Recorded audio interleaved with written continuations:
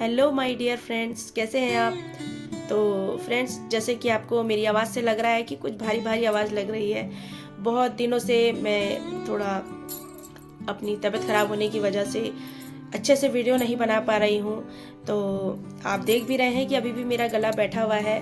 तो आप भगवान जी से प्रेयर कीजिए कि मेरी तबीयत जो है अच्छे से ठीक हो जाए और मैं फिर से आपके लिए अच्छी अच्छी वीडियो बनाऊं। तो आज बहुत दिनों बाद मेरा मन करा कि फेस टू फेस बात करते हैं और कुछ अच्छी सी कहानी आपको मैं सुनाती हूँ। तो चलिए सुनाते हैं अपनी अपनी एक नई कहानी। और अगर आप मेरी वीडियो तक आ गए हैं तो सबसे पहले आप मेरी वीडियो को लाइक, शेयर और सब्सक्राइब जरूर कर दीजिएगा। नीचे सब्सक्राइब का बटन है और लाइक का भी उसी के पास में ही बटन है, तो उन दोनों को आप हिट कर दीजिएगा, क्लिक कर दीजिएगा और मेरा चैनल सब्सक्राइब कर लीजिएगा। तो जैसे कि मैं हर बार आपको कुछ नया सुनाती हूँ, नया दिखाती हूँ, तो आज की वीडियो से मैं आपको कुछ सिखाना चाहती हूँ कि बहुत बार हम सोचते हैं ना कि हम इतने प्रयास कर चुके हैं और हमें कुछ फ़ायदा नहीं हो रहा है। तो हम क्या सोचते हैं कि अब इतना प्रयास तो हमने कर लिया है और फ़ायदा तो कुछ हो नहीं रहा है, तो थक हार कर हम बैठ जाते हैं। लेकिन दोस्तों, कभी कभी ऐसा हो जाता है ना कि जो लास्ट प्रयास करते हैं हम, उसी में हमारी सफलता छिपी होती है। इसलिए हमेशा अपने आप को ऐसा बिलीव करवाइए कि इतनी कोशिश हम कर रहे हैं तो इन कोशिशों से हम सीख रहे हैं और ये भी अनुभव ले रहे हैं कि कहाँ हम गलतियाँ कर रहे हैं और कहाँ हमें अपनी गलतियों में सुधार करना है। तो इसे अगर निगेटिव ना लेकर हम पॉजिटिव लेंगे तो हम अपनी लाइफ में बहुत अच्छा सुधार कर पाएंगे। तो एक कहानी थी एक राजा की। और राजा को क्या करा, एक विदेशी व्यक्ति आया और एक पत्थर दिया। तो अब राजा को क्या मन हुआ, राजा को मन हुआ कि ये जो पत्थर है ना, इससे मैं एक सुंदर सी विष्णु जी की मूर्ति बनवाऊं। अब वो पत्थर जो है वो फिर मूर्तिकार के पास महामंत्री जी ले गए और उन्होंने कहा कि इस पत्थर से आप सुंदर सी मूर्ति बनाइए विष्णु जी की। तो ठीक है, फिर मूर्तिकार ने अपना जो काम है दूसरे दिन से शुरू कर दिया और लगातार उस पत्थर पर वो प्रहार करते रहे कि एक अच्छा जो विष्णु भगवान है, विष्णु भगवान जी का एक अच्छा सा रूप उस पत्थर को दे।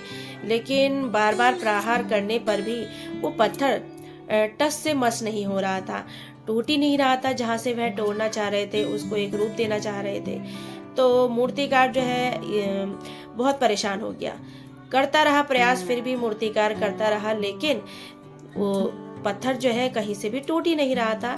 तो थक हार कर फिर क्या करा, मूर्तिकार ने उस पत्थर को वापस महामंत्री जी को दे दिया। अब महामंत्री जी से कहा कि ये पत्थर तो बहुत मजबूत है और इससे मूर्ति नहीं बन सकती। अब महामंत्री जी परेशान।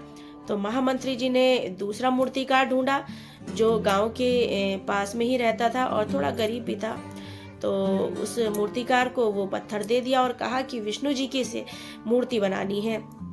तो मूर्तिकार ने जो है अपनी तैयारी शुरू कर दी विष्णु जी की मूर्ति बनाने के लिए और उस पर प्रहार करने लगे। और जैसे ही उन्होंने एक प्रहार किया तो वो पत्थर टूट गया सॉरी। तो पत्थर वो टूट गया और तो राजा ने खुश होकर 50 स्वर्ण मुद्राएं उस मूर्तिकार को दे दी, क्योंकि जब वो पत्थर टूट गया तो उसे जो रूप देना चाह रहे थे वो रूप भी उसे उस पत्थर को आराम से दे दिया और विष्णु जी की जो मूर्ति थी वो बना के तैयार कर दी। तो राजा जी तो खुश होने ही थे। राजा जी ने खुश होकर 50 मुद्राएं उस जो गरीब मूर्तिकार है उसको दे दी। अब ये देखकर जो मूर्तिकार पहले था ना, जिस मूर्तिकार को पहले वो पत्थर दिया गया था, तो वो मूर्तिकार पता है क्या सोचने लगा, उसे ये अफसोस हुआ कि अगर मैं अंतिम बार इस पर प्रयास कर लेता, प्रहार कर लेता और मैं इस मूर्ति को तैयार करके देता तो ये 50 मुद्राएं जो उन्हें उस मूर्तिकार को मिली हैं वो मुद्राएं मुझे मिलती। तो दोस्तों, इस कहानी से सीख क्या मिलती है? इस कहानी से सीख मिलती है कि हर बार हम जो कोशिश करते रहते हैं और हमें सफलता नहीं मिलती है तो हम अपनी कोशिश करना बंद कर देते हैं या फिर कम कर देते हैं। लेकिन कम करना तो चलो कोई बड़ी बात नहीं है, लेकिन बंद करने से तो हम जितना आगे बढ़ चुके थे उतना ही पीछे हो गए हैं। क्योंकि अगर हमने प्रयास करने बंद कर दिए फिर तो कुछ टाइम बाद जो हम प्रयास करने से अनुभव लेते हैं, सीखते हैं, वो तो सब हमारे बेकार चले जाते हैं और कुछ टाइम के बाद तो हम सब कुछ भूल जाते हैं।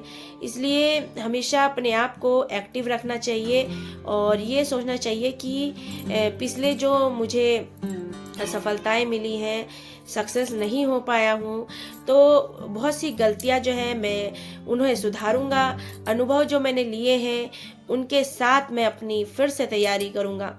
तो ये जो मोटिवेशन हमारे अंदर रहता है ना, कि जो असफलताएं होती हैं वह हमें हराने नहीं आती हैं, हमें रोकने नहीं आती हैं, बल्कि वह असफलताएं हमें सिखाती हैं कि तुमने ये गलतियां की हैं और इन गलतियों को दोबारा मत दोहराना। और इससे हमें दूसरे को भी सिखाने को मिलता है कि इन गलतियों के द्वारा आप सफल नहीं हो सकते।